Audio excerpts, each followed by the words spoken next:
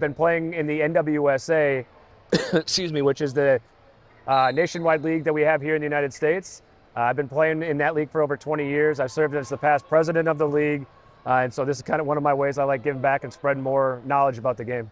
All right, just quickly, Brendan. So what drew you to softball? I mean, there's a plethora of sports you could have chosen from, but what was it about it? Yeah, I was a neighborhood kid chasing around my friends in the neighborhood, playing able-bodied baseball with them.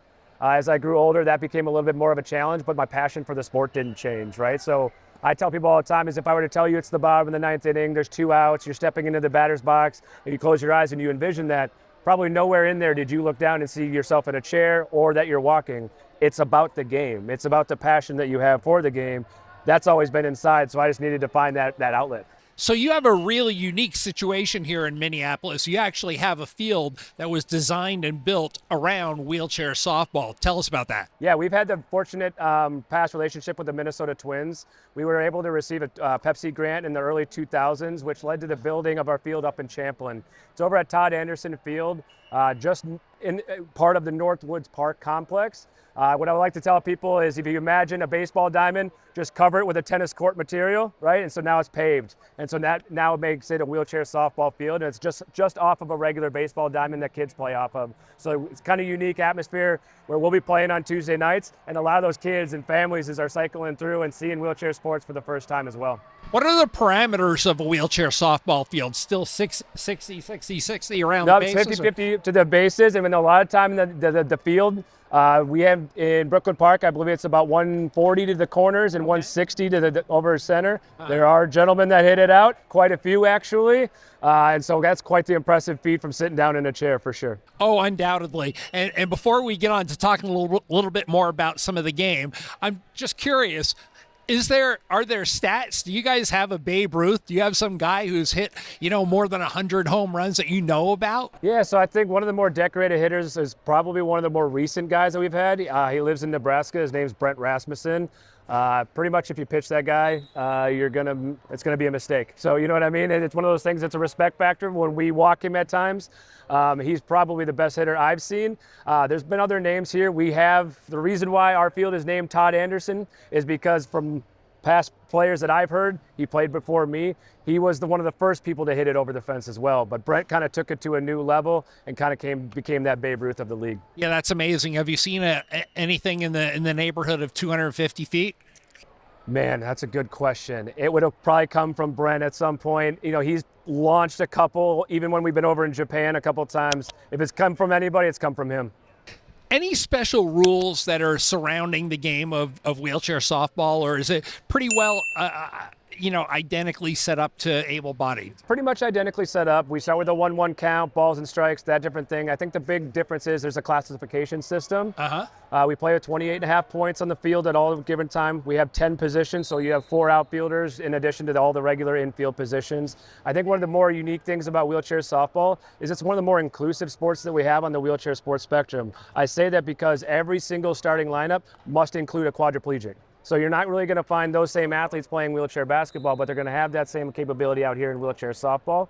And there's a couple things that are benefited for them as well, is the quad is the only one that can bunt, right? So when we start getting into tight games, 6th inning, 7th inning, and those guys start getting up and can move runners over in ways that other players can't, it becomes more chess than checkers at that point. And sometimes those lower point value players become even more valuable in those given moments. Oh, that's a really cool strategy. So, normal classification when we look at other sports, basketball, rugby, seems to be the most able person's either a 3.5 or a 4, and in the lowest classification a 0.5. Same thing with softball? So we go through 1.0 to 4.5. So we follow that same international basketball scale, sliding scale. Our highest athlete will be a 4.5. Our lowest athlete will be a 1. We do have some age, sorry, I'm blanking on the word. What is it? The benefits type thing at some point. When you get to an age limit, you drop a half a point, right? So we got guys that are kind of playing under a point or, that type of thing so at different times. So you got that Masters division. We do. But what the craziest thing is, one of those Masters division guys plays right next to me, and I don't think I can even keep up to him half the time. Kurt has been playing for 35 years and doesn't even show signs of aging, so I don't know how it happens. All right, Brendan, we talked about the bats. A little bit lighter than what someone who's standing up might use, probably for the sake of getting the bat around. So with that being said, I see you're holding one of the softballs. What's unique about that softball over any other softball? Well, it's just a 16-inch clincher that we use. It's pretty traditional, actually, but a lot of time in wheelchair softball, the biggest thing is the only person wearing a glove is the first baseman, right? So every single athlete you'll see out here is playing bare hand, right? So whether it's those line drives, those grounders, we're all scooping it with our bare hands. You know, the bats can kind of range from different ounces all the way through. People have their different comfort levels, people have their different strategies, and a lot of time it is kind of boiled down to function as well. You have the 4.5 hitters that can swing with two hands and trunk rotate, whereas those class ones cannot. So you'll see a lot of them swinging one-handed and kind of keeping that bat speed at the same time. Slow pitch rules. Is any different or exactly the same? Yeah, you'll see a lot of the same rules. There's, you know, the biggest thing is there's got to still be some arc even in wheelchair softball, right? So there, a lot of time it's kind of like that 6 to 12 foot arc as they're looking for. If you try and throw a missile by, or try and throw it overhand, no, that's an illegal pitch. That'll be a ball every single time. Oh, really? So the refs are very cognizant of that. Yeah. I mean, the refs, they'll put you through the ringer. If you pitch a ball too deep in the zone, that's a ball. You know, it's got to be precise, just like any other game. Right back here, somewhere in this area, right back here. Now, if you drop it back here, like we were talking about before, this would, in most umpires, they'll call it deep. Some like a nice deep strike zone, just like the baseball umpires. It is under their own discretion, right? But a lot of time you'll kind of see this little box right in behind the plate. This is where they're trying to drop it in every single time. You have a pretty monstrous tournament coming up here in Minnesota.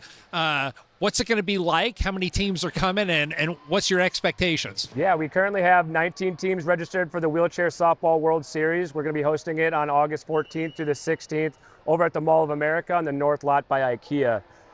It's the biggest tournament in wheelchair softball currently in the country and the world. We've had international participation previously and look forward to having that again in the future. But this year's tournament's shaping up to be a good one. There's a lot of top teams, a lot of tough competition coming from across the country, as far from Arizona, from the East Coast, and Boston and New York. San Francisco Giants are coming in, so it's going to be a fun time here in the Twin Cities.